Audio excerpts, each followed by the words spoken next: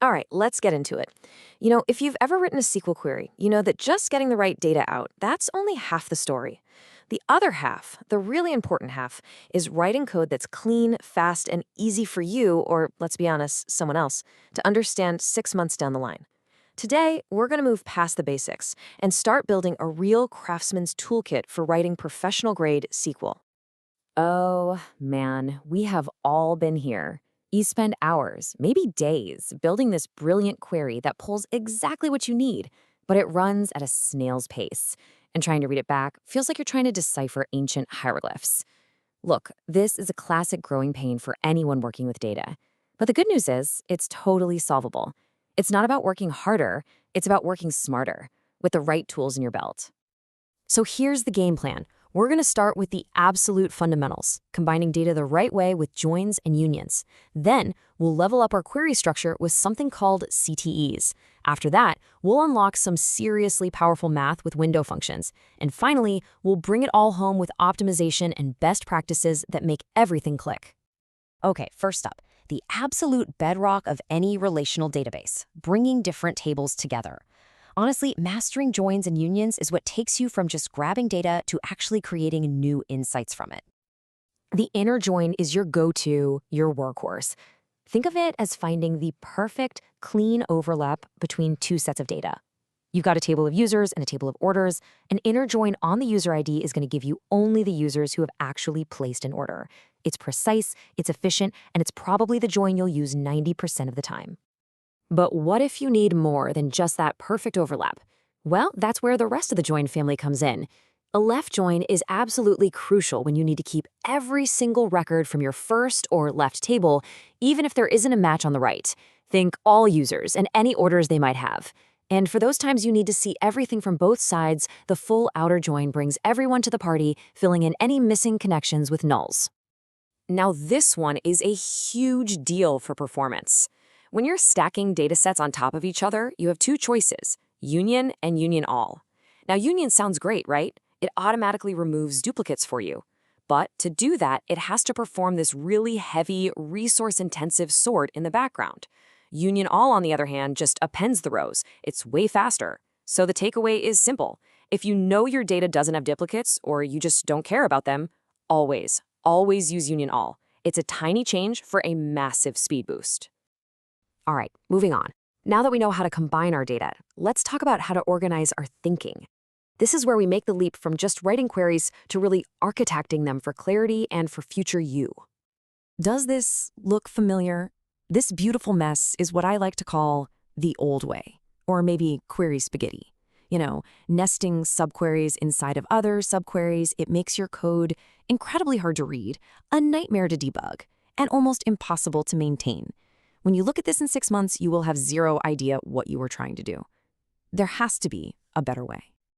And of course there is. Say hello to the common table expression, or CTE for short. It's so simple and so powerful. Using the with clause at the start of your query, you can define a logical step, give it a simple readable name, and then just refer to that name later on. It's like creating a temporary little view that only exists for your one query. And this table just makes it crystal clear. A subquery is buried deep inside your code. It's hard to read, and if you need that same logic twice, well, you have to copy and paste it. A CTE, on the other hand, is defined right at the top.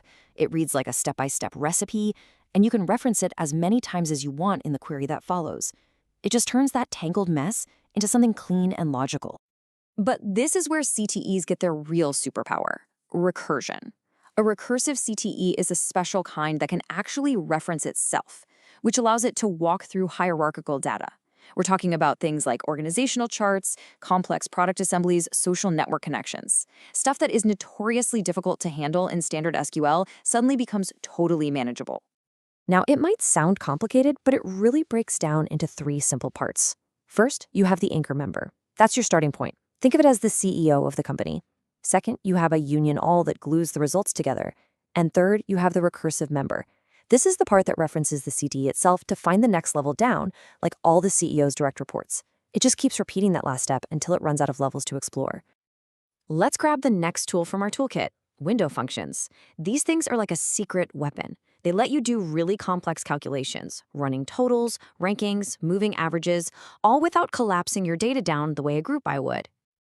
So, what exactly is a window function? Well, it performs a calculation across a set of related rows, that's the window, but here's the key. It doesn't merge them. Instead, it adds the result of that calculation as a new column to each individual row.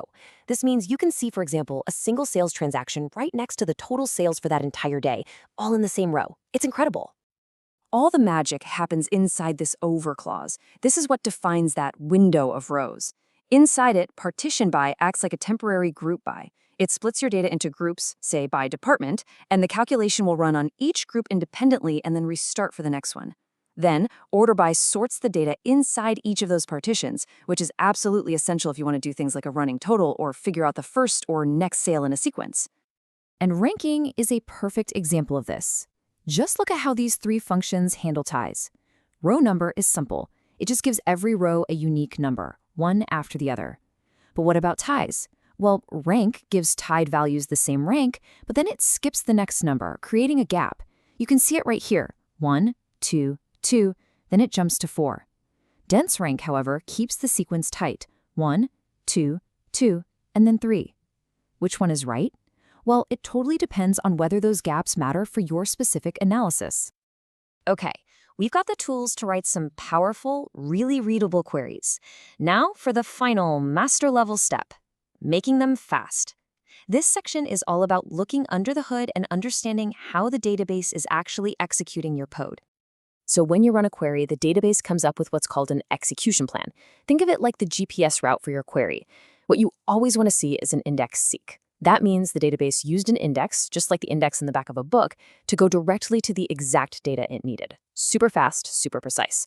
What you don't want to see is a table scan. That's the brute force method. It means the database had to read every single row in the entire table just to find what it was looking for. On a big table, that is painfully slow. And that brings us to the finish line. This really ties it all together. To write truly great SQL, use CTEs to make your logic clean and clear.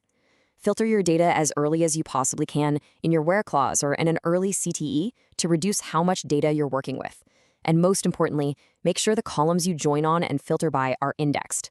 That is what lets the database do those lightning-fast index seeks we just talked about. You know, in the end, SQL is so much more than just a programming language. It's the tool we use to have a conversation with our data. And by mastering these kinds of techniques, you're not just writing better code. You're learning how to ask smarter questions, and you're learning how to hear the complex, fascinating stories that your data has been waiting to tell you.